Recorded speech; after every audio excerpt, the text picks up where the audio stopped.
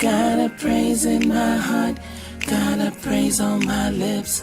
Gotta praise him every chance that I get. I get so excited about what he's done for me. So excited, yeah. So There's no way to be around you and not have a smile on your face. And Thank you, I want to just sir. say this one little last little bit of introductorial got a encouragement. praise in my heart, got a praise on my lips. Gotta praise him every chance that I get. I get so excited about what God's done for me. So excited, I get so excited about what God's done for me. So excited, yes. Got a praise in my heart, got a praise on my lips. Gotta praise him every chance that I get. I get so excited about what he's done for me. So excited, yeah.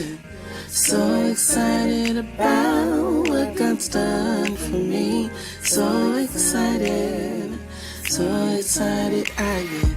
Got a praise in my heart. Let's have a conversation. I ain't trying to take up all of your time, but before you know it, an hour went by, 'cause we were just talking. Hey, let's have a conversation. I ain't trying to take up all of your time, but before you know it, an hour went by, 'cause we were just talking. Hey. What's going on, good people? Hope all is well. Hope you're living good. Hope everything is going well for you. Go ahead and hit that like, subscribe, and share button for me while we're getting everything set to go. It has been quite a 2 weeks, y'all. I had my first little surgery. Don't judge me, because it was a big deal to me. Okay, it was a very big deal to me. So don't judge me. But I am your host of the Conversations with Fran shirt. Fran shirt. You hear me? Fran show. Got my little sweatshirt going today. I still think that this is probably like the flyest one. I mean, I know it's like simple, but just the way it was put together, I can't get enough of it. Anyway, talk to me. Let me know how was your week. Because, baby, it has been a week. Okay? A week unlike any other. I mean, listen, I thought the pandemic was hard. Like, jumping into it. Where do we go? What do we do? Now it's kind of like now it's like relearning how to, like, the idea of, well, not learning how, but considering the idea of reopening. I keep telling people I still keep my circle the same. Like, I really haven't been venturing out. Sorry, don't judge me. And nothing against the ones that do. Do you, boo? Just like now you listen. So now the new thing is going to be vaccine shaming. How many of you have already heard it, experienced it? Vaccine shaming. Have any idea what it might be? What vaccine shaming might be? I'm really serious. It's like a real thing. Like, it's really going down that way. Now it's a thing of like, I want to make sure everybody know, I'm vaccinated. I mean, and that's cool. It's really okay. But I think it still something has to be said for those that decide to, if any other clinical trial, let me put it like this. When I'm watching TV, the commercials that I really hate, if you've been stricken with mesothelioma, if you have tiredness in your legs, your arteries are exploding, you have blood vessels in the back of your neck that are going pop, Your toenails are folding backward. Like,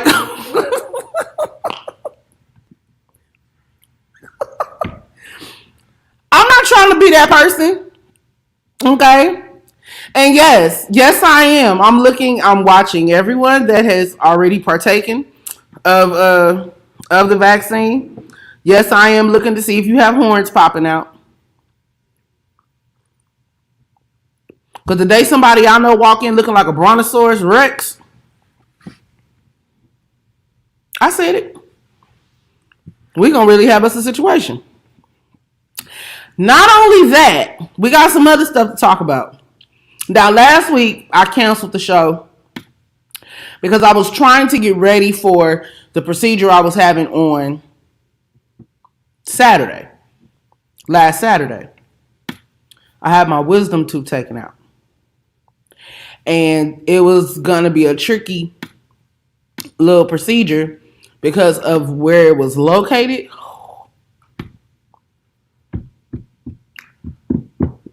I was very Baptist. They numbed me.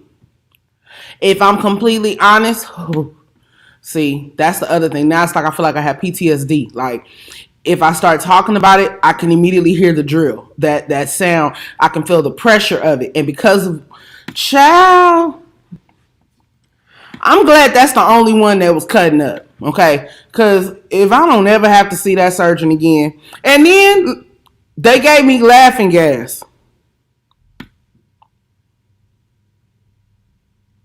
I'm still waiting to feel it.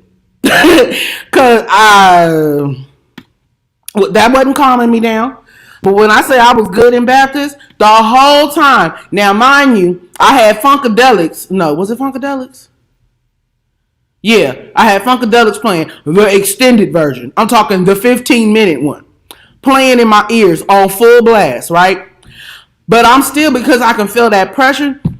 You talking about on the moaner's bench? Child, I could have put your grandmama to shame. She couldn't do it the way I was doing. Listen, I was calling on Jesus. Okay? Have you ever tried to call on Jesus with a mouth guard in and 4 people standing over you? They kept tapping me. So I tapped him back. Looked him dead in his face. Keep the party rolling. Don't pay. The sounds are not going to stop you from doing your job. I want you to hurry up. Okay? Because, see?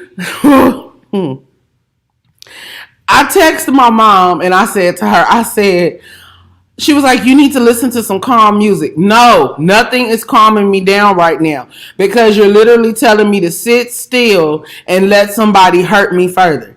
That goes against all of my upbringing. No, everything. I kept telling people, can y'all just put me to sleep? They said, why? You'll be fine with the laughing gas. It'll just be like you had, a couple of glasses of wine.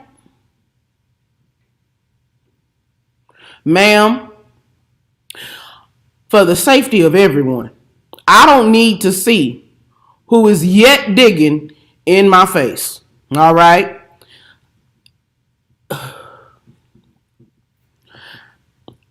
Some say I might have been dramatic. I say I don't care. I'm just being honest. This was a struggle for me. I just... Then they kept saying, think about how much pain you're in and think about the fact that after it's over, yeah, it's going to be gone. I've already, ma'am, sir, her. You can't psych me out any more than what I've already done for myself. Okay? I'm a logical thinker. I get it. I'm still just convincing myself that I'm going to endure this pain. Heard of Jesus? When he said, let this cup pass, child, I was trying to pass this cup to any and everybody. And it's not that I want to get out of it. I just said, put me to sleep. I'm due for a nap. Okay? Tonight's show almost didn't happen because I realized that I needed a nap. Now, back to what I was trying to tell y'all. This whole reopening idea is more than a notion, honey. Why? Because Now the majority of my watchers, you're church goers. Everyone knows that the majority of the church, in most churches, the crowd that is considered at risk is the majority of the church, right? So the idea is, how do we keep them safe as well as all of the other parishioners safe as well? So you got to have all these meetings, to try to put things together. That's one piece. Then the whole going back to work thing, that's another piece. Because where I've been able to maintain and keep myself, hallelujah, by the grace of God, listen, I'm not compromising my peace. Just because listen, somebody said to me, a lot of schools in a lot of different states and cities, they've already reopened. Their districts have reopened. So, we're actually the last ones. I said, yeah, the last ones with some sense. You can't get children to keep their hands to themselves prior to the pandemic. Now you want to put them all in the classroom, 6 feet apart, for 5 to 6 hours out of the day, and expect the environment to remain what it needs to be? I haven't been in the room with other people for that amount of time. Sorry. Next on my list. Make sure you like, subscribe, and share. Because this next topic, let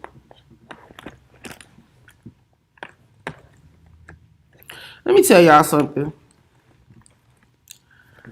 I love makeup. Okay? I really do. But I can live without it. Okay?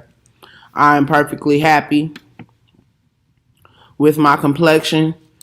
The highs, the lows, the darks, the fat, the chunk. I'm here for it. Okay? My cheeks, my big nose, everything that defines who Francesca is, I'm here for it. All right.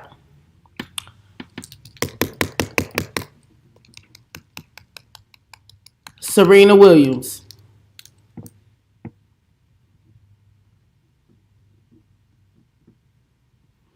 Let me tell y'all something. I thought I was tripping when I first saw the pictures. Now, don't y'all get mad at me. But I thought I was tripping at first when I saw the pictures. Then I realized, nope, I'm seeing it exactly the way it is. Our dear sister, three things are happening. Three things are happening. One, she's bleaching her skin. That's one. Two, she's using the highlighter foundation all over. And I've made that mistake before. Okay. So this is pot talking to kettle. So, hey, it is what it is. Our dear sister, three, let me get to the three. So first one was either she's bleaching her skin. Two, she's using the highlighter foundation all over her face. Three, she's doing both. I don't know if you've seen that character from, is it called ATL? You know the dude that did the song, David Glover. This is America. Don't catch you slipping. No. You know that dude? And he played the character of this dude with the pale face and the hair. Somebody said she looked like Tina Turner. I saw that. I could see that too. But I believe it's more than just makeup or bleach. I think we've done something constructively around the cheek area. Because it went from a soft, a soft curve to a very hard, I don't know if she's trying to get rid of the lines that will soon creep into my face. one of these old days, I'm here for it. Because the gray hair has made its way here. I just thank the Lord. I still got enough black hair, and with the help of some Eco Style and some Shine Jam, hallelujah to Jesus, I'm good to go. But sis, what disturbs me about this, one, okay, let's just bottom line it out. Serena and Venus have been under much scrutiny their entire career, okay? Because they really busted some doors down, in the world of, they really busted some doors down in the world of tennis, okay? They are champions from Compton, California, okay? Deep chocolate skin. So to see her lighter than me and some others that, it was a shock. It was a shocker. So then I began to wonder, because I don't want you to think, okay, I'm just going in on Serena. I'm really not. I really have questions. I have questions because she has a daughter.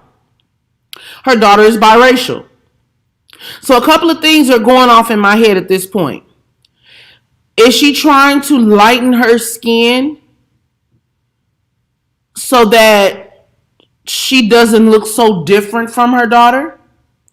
Has her daughter posed the question to her, Mommy, why are you so dark and I'm so light? Why do I look more like Daddy than I do like you? And when it's all said and done, that's a good, if, once again, the educator in me comes out. If those questions actually happened, then this is what you call an opportunity for scaffolding. What is scaffolding? Scaffolding, you know what a scaffold is when you see it on the side of a building? The scaffold supports the building as you continue to build, right? So when a child poses a question, as opposed to, okay, I'm introducing you to this. When a child presents an interest in something, then you, the adult, the teacher, the whatever, you begin to scaffold that understanding. What am I saying? You have the ability at that moment. It's an open door. You have that ability at that moment to begin to shape their understanding. Shape their understanding of it. Why? Because they've shown you that they're ready for the conversation. If they can look at you, put those questions together, they're ready for the conversation. And so then you present it in an age appropriate way. That means that there are actually some difficult subjects that you can actually have with the child. You just have to make it age appropriate.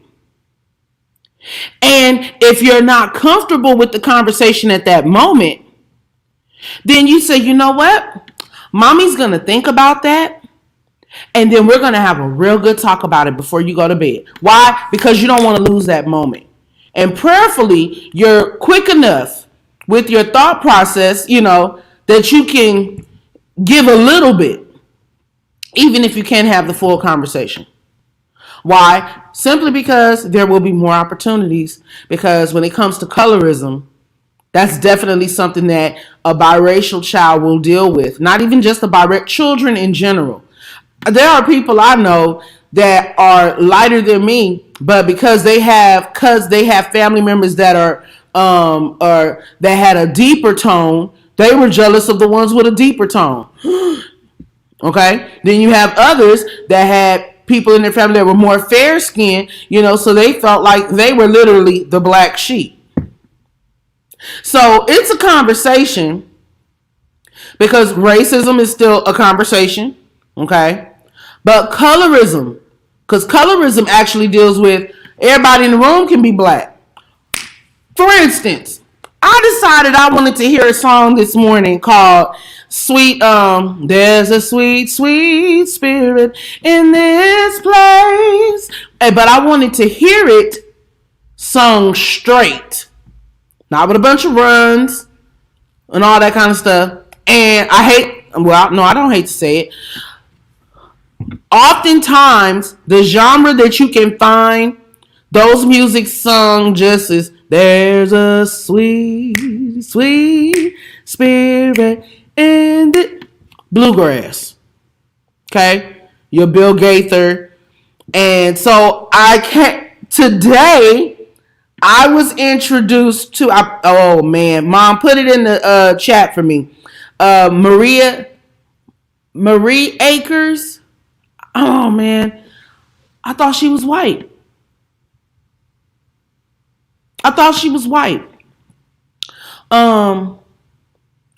And in films, like Beloved and Eve's Bayou, I heard the phrase, "Oh, you passing," and because of how I had never heard it before, but because of how they used it in a sentence, I was able to determine. I'm like, oh, okay, I get the meaning. When you say to a black person, "Oh, you passing," that was you could pass for being white.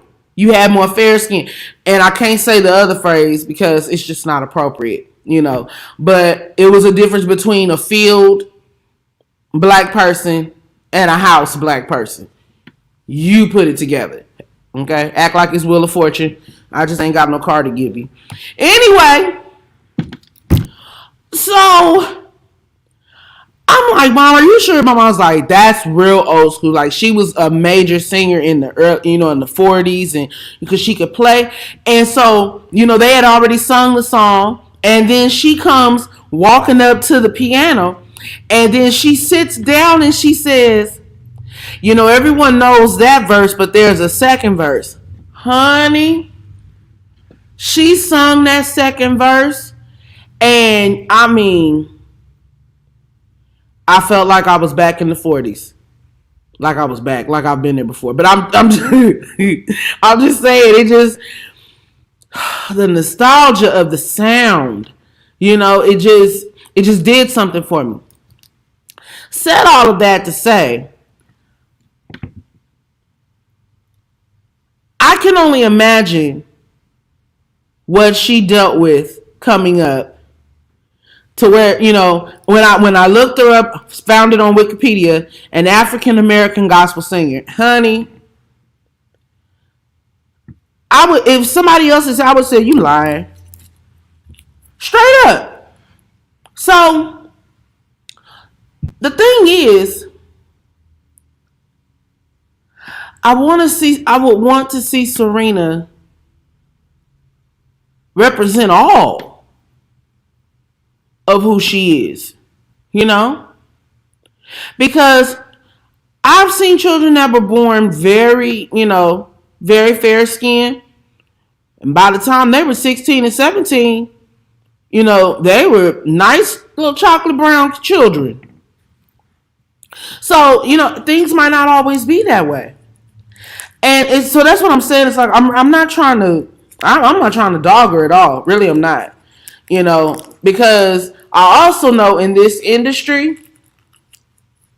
once you put yourself out there, you are subjected to a lot of cruelty,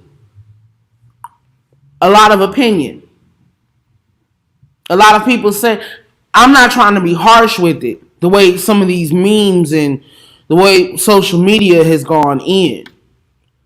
From her hair, I ain't even talking about the hair, because some of the folks that's talking about her hair, your wigs is just as bad. But I don't know. And then the other thing I thought about, it's like, we already saw Michael Jackson go through all that. And then you really trying to convince us that you're not bleaching your skin. But you were very clear about the fact that you didn't like your skin. You hated the way he hated the way he looked. Flip side to that, people say, honey, be happy. You like it, I love it. That's fine too. I'm just looking at it from the perspective that your daughter is looking at you. And I know people that have successfully raised biracial children. And they did not do anything to change anything about the chocolate hue of their skin. Bottom line. Okay? They embraced it. They understood what it is. They understand their culture, their family culture, you know? Because so the social side of everything, that's beautiful. But how you build that child up within your family culture, that's what's going to strengthen them. That's what's going to give them the solid foundation. Once again, the purpose of the scaffolding, to make sure that your child has a solid foundation. That matters. And that ain't about the foundation that's on your face. And we sip.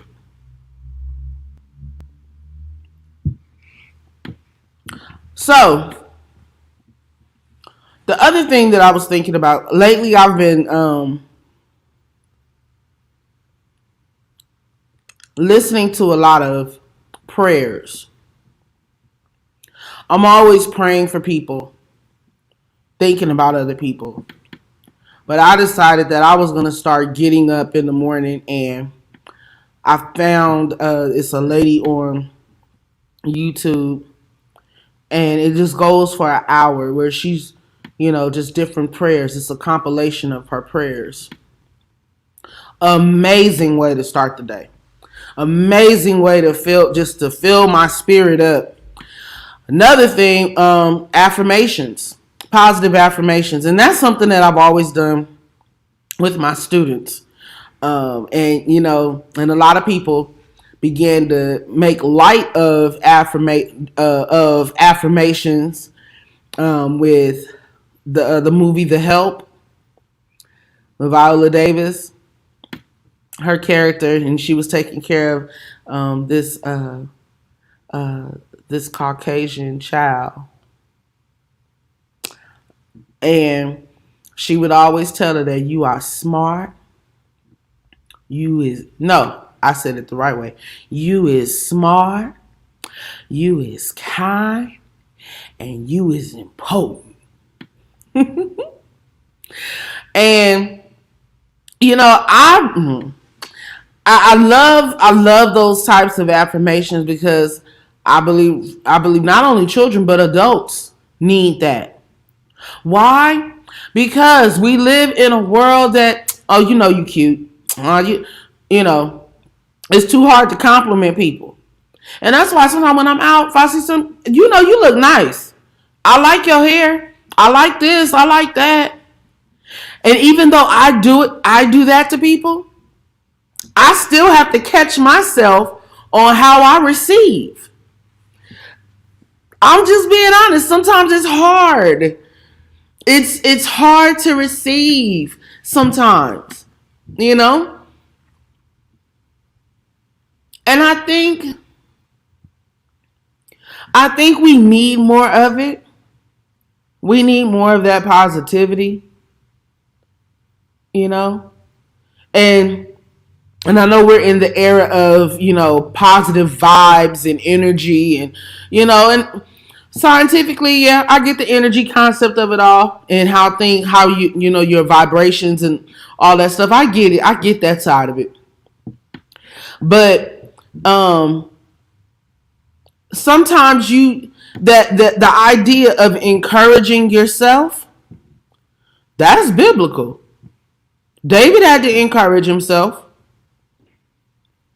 There are other biblical people that had to encourage themselves in very dark situations. It's a part of our humanity. But when I tell you, this last week,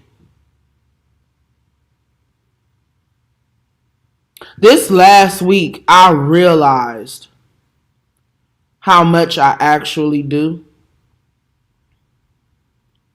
Not comparing it to how much anyone else is doing, not looking at, but you could be doing so much more. I'm pretty sure I could.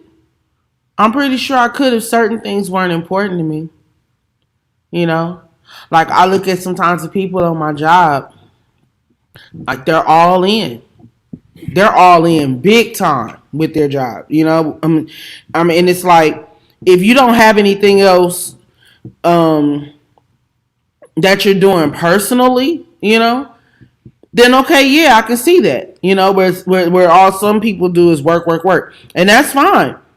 I'm cool with that too. I just spread out where I work. It's not just all at the where the, my mom her favorite phrase now is where the money resides. And I mean, and it's nothing wrong with that. It's just I think I knew at a young age, like the first time I got my own personal computer. I kid you not. The first thing I tried to do was recreate the church bulletin. I kid you not. I was so amped up, like I can do this. Uh, Anything that I saw on a church letterhead or something, or putting a letter together or making cards and stuff, I was all over it. You know, and so that's why sometimes when I sit back this pandemic, when I sit back and look at the stuff that we've had to pull off with limited resources. The one thing I haven't mastered all the way is coding. I'm getting there though. But it makes me tired. Most Sundays during the pandemic, I went home extremely tired. But it was worth it. It was worth it. It was worth it because we were able to keep members of our church connected. I can literally say most mornings I woke up with what's something else that we can do? How much further can we push this? And so now that we're coming around that bend of being able to put things together and come back, man, the camaraderie, seeing the teams develop, it's been extremely encouraging because it lets me know that all of those days that I came home tired weren't in vain. Because prior to the pandemic, there was already a sense of community within our church. And all we had to do was just tie those strings together. So that way we don't lose anyone. I must say, the church has prevailed. And I know a lot of people thought like, oh my goodness, like the church is going to take a major hit. I know a lot of business people that are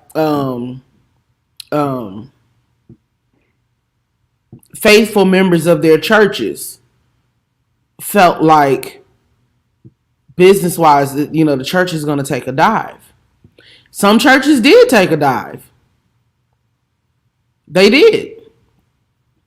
Most churches saw a decrease in revenue because there are some people who feel like I'm not giving unless I'm at the church. But I'll tell you like this. I thank God for my church family. When I say that they have definitely held on, the church is moving. And I'm going to tell you why. Because somebody might be listening and you really don't, you might not be the best supporter of your church and things like that. Let me tell you something.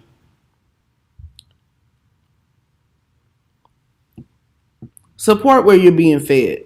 Bottom line. You have to. I mean, God gives the increase. You think, the church ain't gonna miss my little $20. Do you know what can happen with that? I'm gonna tell you what can happen with it. Most times people, depending on your church family, whatever, you can do certain things. Most people, they'll do pledges and, pledge $100, pledge $300, do this, do that. But we in a whole pandemic, so how are we gonna pull that off right now? Now, some probably could, but I didn't think that would be the wisest thing to do, to tax people like that, or to make them feel like, we've been doing this, the least you could do. Nah. Put something together where all we want you to give is 20. And if 50 to 60 people give 20, we'll have exactly what we need to buy what's necessary. It was really just that simple. And when I tell you, God took that little bit and made more out of it. That's why I say your church needs your support. Because you think your little bit is nothing. But little becomes much in the hands of the Lord. After all, he shaped man out of the dirt of the ground. He said, let there be, and there was. Oh, okay. I'm not going to preach to y'all like that. But who wouldn't want to serve a God like that? Bottom line.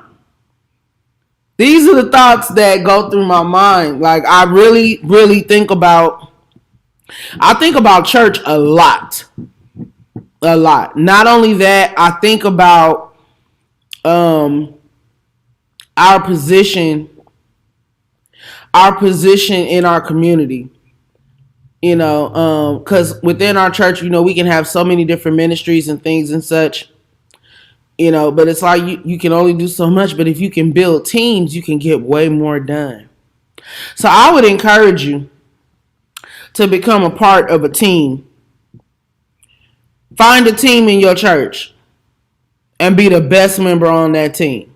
Why? Because if everyone has that mentality to be the best member on that team, not in a competitive type of way, but just in well, if you doing it, I'm with you. I got you. You making that move, I'm going to make that move with you. It makes things a lot easier. But when one person feels like they're pulling everything, that's when the burnout happens. One of my bros hit me up today. Before he asked me what he wanted to know, it was, hey sis, you okay? Everything all right? I said, yeah, I think I'm okay. And he was like, I need you to be better than okay. Okay. I'm just tired at the moment. It's cool. I'm just a little overwhelmed. Got a lot of stuff on my brain. Some other tests that I got to take, And so it's like all of that's there and more. Because when it's all said and done, no shade to anybody. Let me get that disclaimer before I say what I'm about to say. No shade to anybody. I was determined not to be that pastor's kid that only shows up for the pastor's anniversary. I did not want to be that PK. Nope. Why? Because when you know what it takes to do ministry, and your parents been at it for 20 plus years, 25 plus years, 30 plus years, about to be 35 plus years. We not about to put that type of stress on them. And I've watched my parents travail in their thinking, in their ability to work as a team. And then effectively the three of us work as a unit. And then it expands out from there. You know how they always say it starts from the top down? So it was always a thing of, how can my dad ask people to do and to be this and do these things, and I'm not doing it? So I support. Time, talent, finances. And I'm not one of those that like to get credit for finances. It's my own personal thing. Do you? But I've never been that person. Because I feel like I'm giving it to God. That ain't for everybody else to go. And this one gave, and this one gave. You know what I'm saying? I get it. But something need to happen with the choir. I'm on it. Program happening. They need help putting the program together. I'm on it. Right now I'm teaching Bible study. That's the most nervous thing. You know, I get nervous when I preach, and I pray I always get nervous so that I always remain humble and remember that I always want it to be, it ain't about who's in the audience. It's a conversation with me and God. You know, some wondered, why do you seem so comfortable during the pandemic preaching? Because I'm doing it for God. He's my audience. Him sitting on his throne listening to me give him glory. That's my audience. You're a blessing and a recipient of what I'm giving to God. Bottom line. So that's that. But yeah,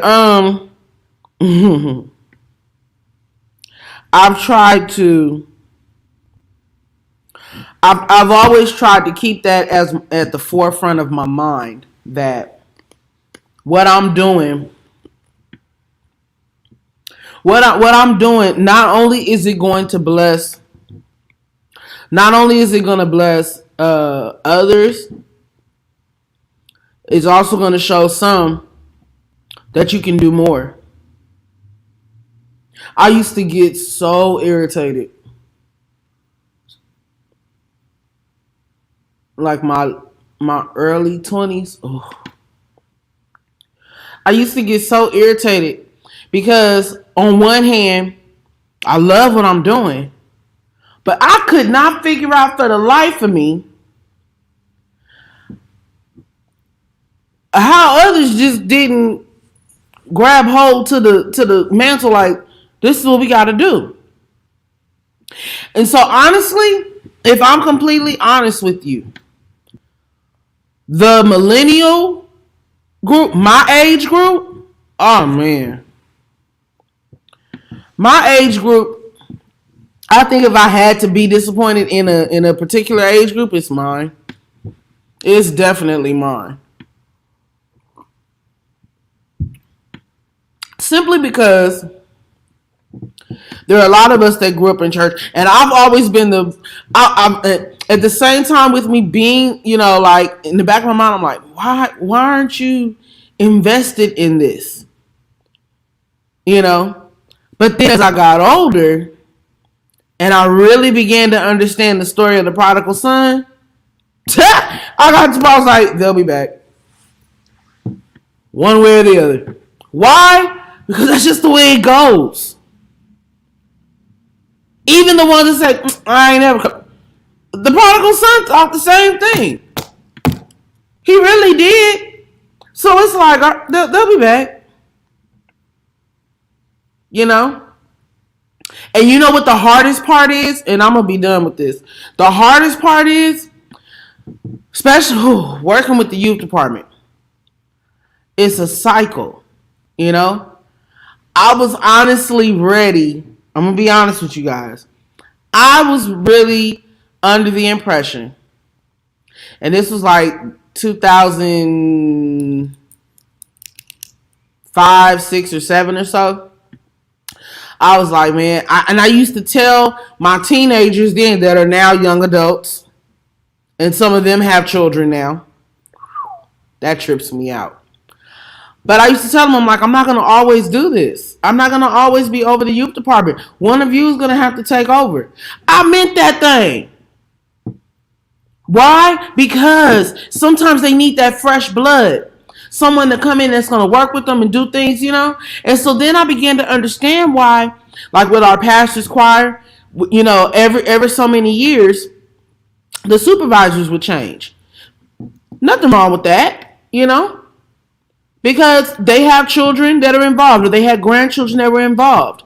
And then as they matriculate and move on and go off to college and come back, whatever, however things will work out, then it was time for someone else to pick up the mantle because they have that same vested interest, but you still have the support of those who served prior to you. So at this point, it's like I'm looking for my protege. I'm looking for the person that's going to come in. Watch this. Not do it like me. Ooh, be better than me. Be better than me. When kids would tell me, I'm gonna play the drums like you, nope, play better than me. I want to sing like you, nope, sing better than me. I want to preach like, no, preach better than me. Please be better than me. I want you to. I need you to. Why? So you can go even further than I went. Because I know what my purpose is and I know where I'm supposed to be. Why? Because I can't just keep serving in this one space over here when I'm needed in many others. That's a word, and that was for free. So on this here Good Friday, as you step into your weekend, as you prepare your heart and your mind for Sunday, I would consider the idea, is there something more I can do? That's one. Is there something more I can do? Two.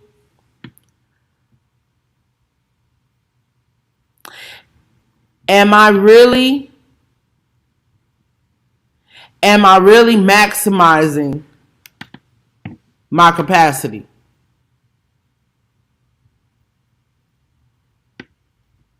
Or are you just sitting in the back of the ship trying to see where it's going?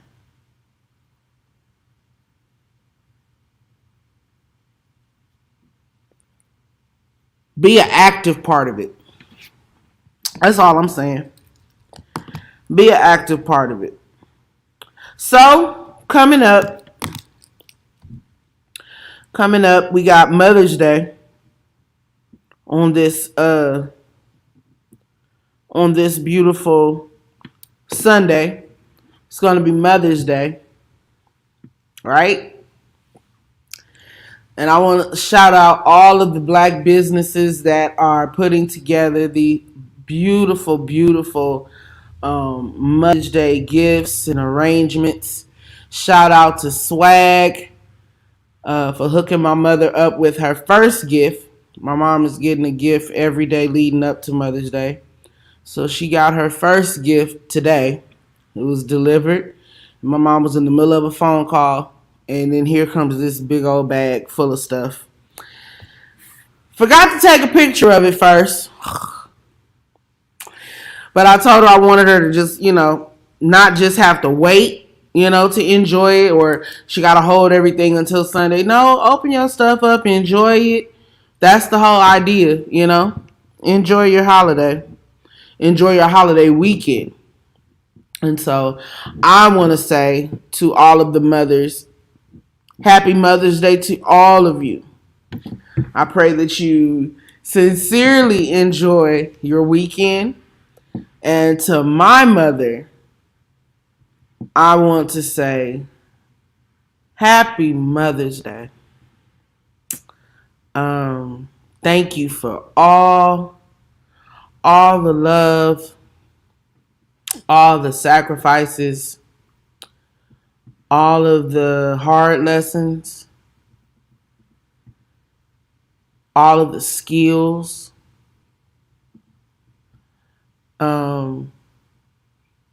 It does my heart good to be able to do certain projects, put things together.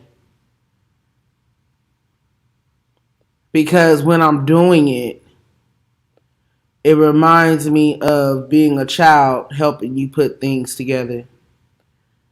putting gifts together to give out for random reasons, coming down to the church with you. I was your bodyguard. So that you could put up church banners and stuff. Making those banners on that dot matrix paper, the perforated paper that went in the when it was the Macintosh, the Apple computers, where the keyboard and the CPU were connected, and you had that big floppy disk, and you would put your banners together on print shop, staying up working on stuff so that they could go up, running copies, big old copy machine, and you running copies, full office just to make things happen.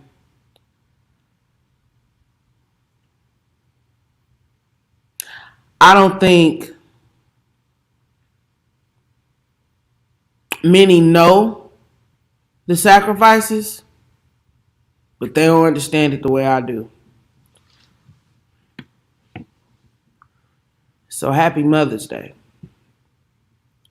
Thank you for being the matriarch to our family. The one that keeps the wheels spinning. Keeps up with all of the unnecessary information. Oh my goodness. But, I'm appreciative. And I thank God for you. So to all of the mothers and to all of the women that are mothers without children, but you have mothered many. You have sacrificed your time in taking care of many. Salute to you as well. To the women that are unable to have children, I pray that God be your peace, and that you know at all times that you are loved, and regardless of your ability to have children, does not negate your ability to love and be loved. So to God be the glory for all of you. I pray that you all enjoy this beautiful Mother's Day weekend. And to my family and friends, to my village, village, I got some stuff coming down the line. That was a part of my update. I got some nice things rolling out. You'll see it. I want to say next week, but give me 2 weeks just to be sure, because I want everything to be in so I can put everything together and have it looking real pretty. Can't wait. It's a good feeling to be able to be a blessing, and I like the idea of being able to say thank you to people that have really been there from episode 1 of the show. And here we are in season 2, episode 2. Go figure. But I'm here for it. Life is great. Might not always be perfect, but it's going to always be great. I love you all, and I will see you when I look at you. I'll holler. Let's have a conversation. I ain't trying to take up all of your time, but before you know it, an hour went by, 'cause we were just talking. Hey, let's have a conversation. I ain't trying to take up all of your time, but before you know it, an hour went by, 'cause we were just talking. Hey. Out of here.